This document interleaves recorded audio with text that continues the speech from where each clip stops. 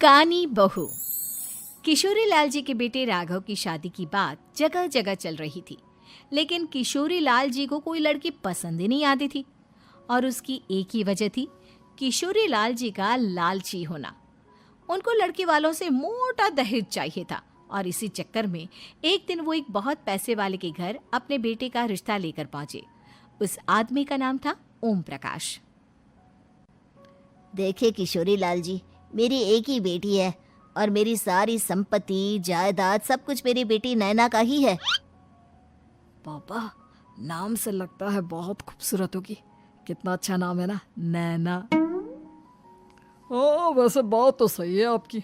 अब इतना पैसा है, जमीन जायदाद है, इकलौती बेटी, आप भी क्या करेंगे? सब कुछ उसे ही देंगे ना।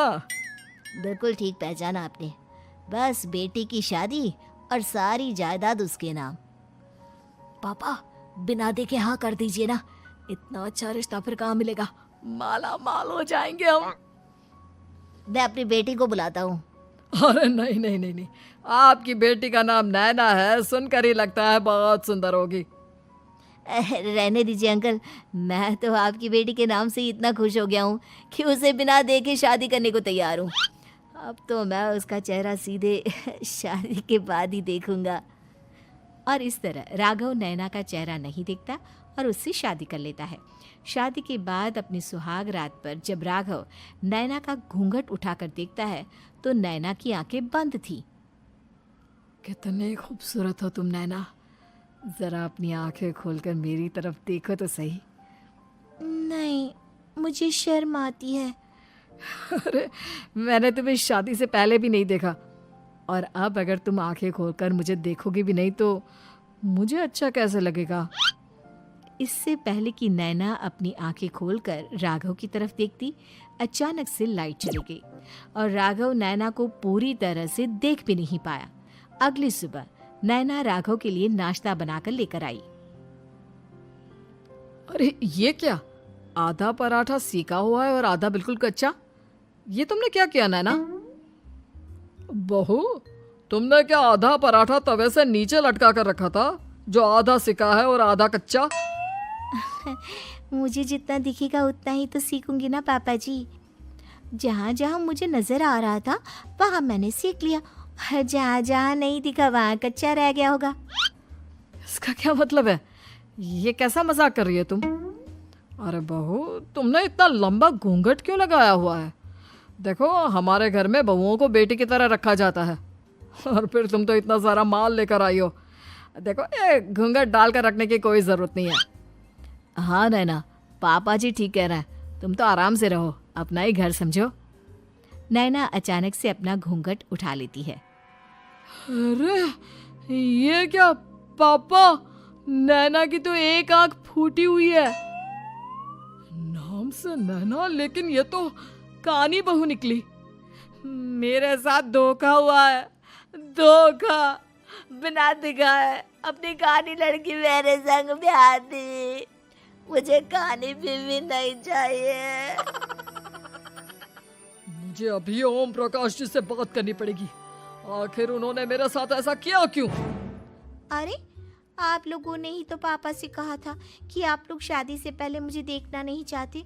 अब मेरे पापा पर क्यों इल्जाम लगा रहे हैं? अरे लेकिन उन्हें बताना तो चाहिए था ना कि तुम कानी हो, एक आंख से तुम्हें दिखाई नहीं देता। किशोरी लाल और राघव नाराज होकर ओम प्रकाश को अपने घर बुलाते हैं। पापा जी, ये आपने क्या किया? शादी से पहले बताया क्यों नहीं कि नैना की आंखों में परेशानी है? अरे, आप ही ने तो लड़की देखने से मना कर दिया था। और लेकिन आप बता तो सकते थे। आपको तो हमारी बेटी की प्रॉपर्टी चाहिए थी, वो भी पूरी की पूरी। अब क्या हुआ अगर उसे आधा दिखाई देता है? प्रॉपर्टी तो आपको पूरी मिल गई ना। अरे ये क्या बात हुई?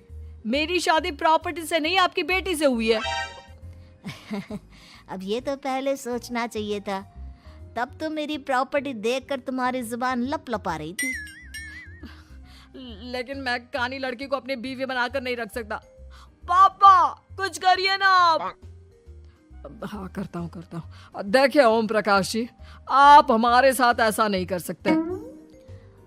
और तुम देखो, अगर तुमने मेरी बेटी से शादी तोड़ी ना, तो जो भी प्रॉपर्टी मैंने तुम्हें दी है वो तो पूरी की पूरी वापस ले ही लूँगा, और आधी प्रॉपर्टी तुम्हारी भी लूँगा। अरे मेरी आधी प्रॉपर्टी भला क्यों लेंगे आप? इसलिए क्योंकि मेरी बेटी को आधा नजर आता है और उसकी नज़र अभी तक तुम्हारी आधी जायदाद पर ही पड़ी है। अब तुम उसे घर से निकालोगे तो कुछ तो लेकर जाएगी ना।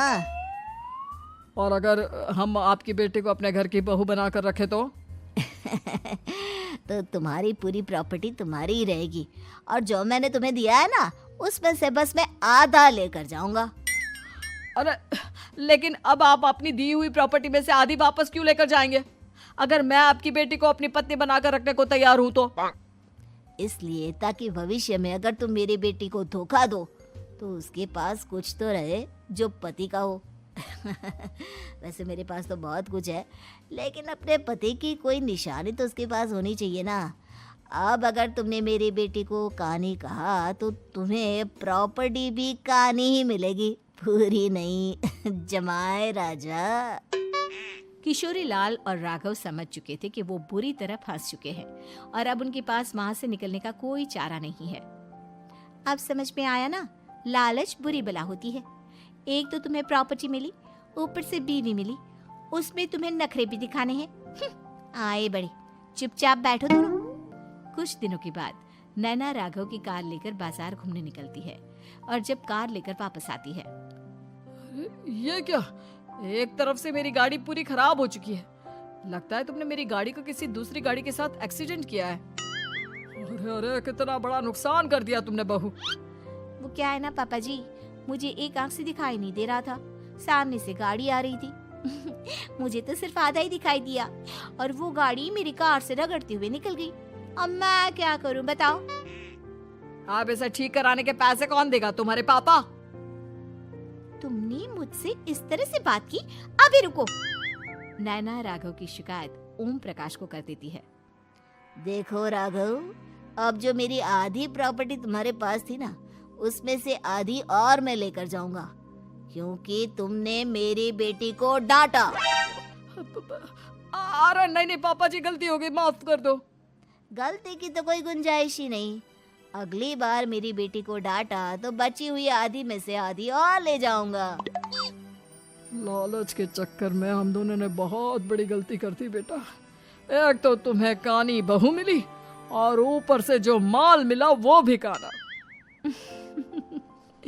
इस तरह राघव की हर एक गलती पर ओम प्रकाश उसकी प्रॉपर्टी का आधा आधा हिस्सा लेकर अपना सारा माल वापस ले गया और राघव को कानी बीवी से काम चलाना पड़ा।